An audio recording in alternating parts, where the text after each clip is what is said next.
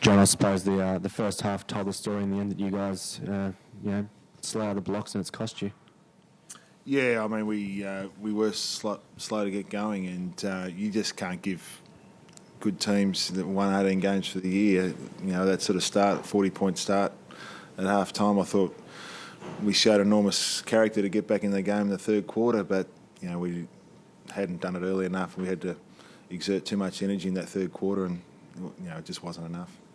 John, just what was it missing in the first half in particular? I mean, we've seen such great intensity and the pressure that you've really shown the last couple of weeks. It really fell away in the first hour. Yeah, it did, and they went pretty hard in that first quarter, and we didn't usually give it back a bit quicker than what we did, and we just didn't. We had probably a few sore boys in there that been sore for a couple of weeks, but we just didn't have that same intensity for that first quarter that they showed. John, how do you assess your first year as coach, and where do you think it heads from here? It's probably pretty hard to assess until the dust settles a little bit on the season. It's pretty difficult at the moment, but at the start of this year, obviously we're looking to have Craig Bolton at fullback and Daniel Bradshaw at full forward. But I think in the end to be able to get through to the season, and we've played some really good young kids, Reid and Johnson and Parker and a few of the young kids, and a lot of our older players played pretty consistent seasons. But ultimately it's pretty hard to be too positive. You sit here after a loss in a final. Tig, I suppose I've got to ask you, it's ended on a sour note tonight, but just over the course of your career, you'd have to be wrapped with how it's gone, what you've done, and considering where you've come from. Yeah, look, it's been a good journey. It's I suppose it's always hard to finish and finish like we did. I suppose it's disappointing when you're playing footy. You don't want to give teams a start like you did, and it was disappointing. We only played the one quarter really, and like John said, when you come up against a team in the top four, if you don't jump out of the blocks, they're away. And the third quarter was one quarter we played, and that's the disappointing part of tonight. The career's been great and all that, but look, we're still lost. John, what do you need to do to take that next step next year? Is that improvement going to come from within your list, or do you have to trade for it in a few weeks? Well, there's a lot of things we need to improve at. I think that we've got to be. If I look at our conversion over the course of the year, that was something we need to get better at. Our general skill execution is something we've got to work on over the summer. We've still got to make sure we bring that hardness, which is difficult to work on over summer. It's more of a mindset that we've been able to display over the last 4 or 5 weeks.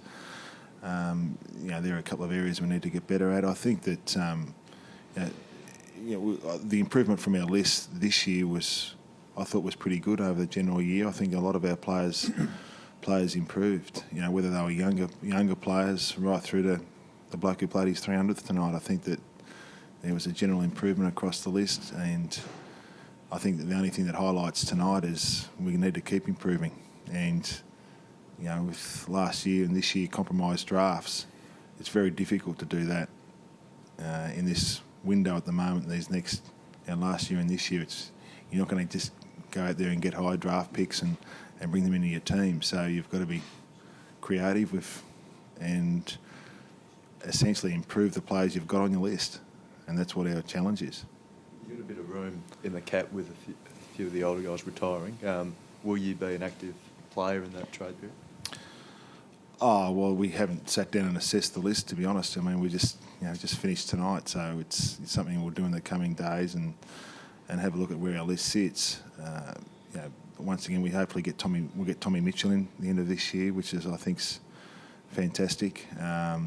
But once again, you go into compromised drafts and your first picks down the back, it's not something you can sit there and be ultra confident because you've got a high draft pick you can trade or get a top draft pick. But I think the good thing we've shown is that last year, we got Jed Lamb at 21, who we think's a good player, hasn't played any footy for us this year through injury. We got Luke Parker at 40 and Alex Johnson at 57, and no one would have thought that those two boys would have played as much footy as what they have this year. John, in hindsight now, was it a risk to play Daniel Hanbury? He looked like he dislocated his shoulder just reaching for a ball. Look, he hurt his shoulder again. Yeah, I mean, the reality was he had the same injury to his other shoulder last year, and we played him, and he was able to get through and play pretty well. You know, I think you get to this time of the year and you look across your list, and you just we need to play our better players at the moment, and we spoke to our doctors, and everyone was confident that he was able to play, and Daniel was certainly confident because he'd done it last year and been able to get through the end of the year and play good footy and have an operation after the season. So, I think we can only judge the facts ahead of us and what's in front of us, and that was really what was in front of us. Ty, you've obviously been in the club a long time. Where do you feel like things are at now as you leave the club, where these guys are at and where their improvement and how much improvement they can make? Yeah, look, I've been at the club for 11, 12 years, and I think it's in great hands with Horse. He would think when Brett Kirk and Paul Roos leave the club and John stepped in with Goodsey and Maccan, it's been a real smooth transition. I think the hardest part is it's tough if you don't make top 4 footy.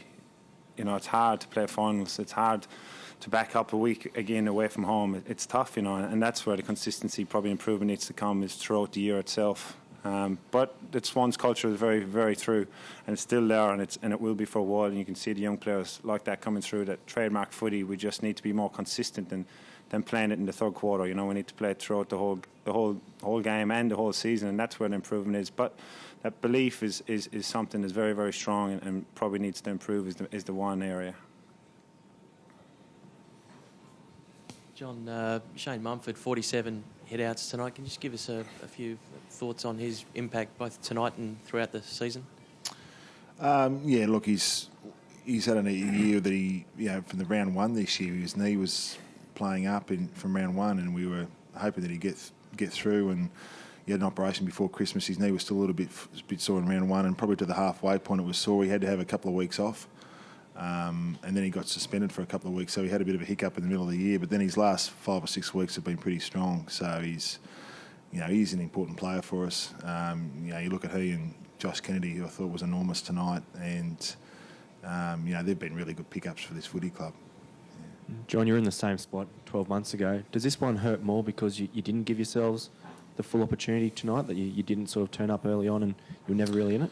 No, they all hurt.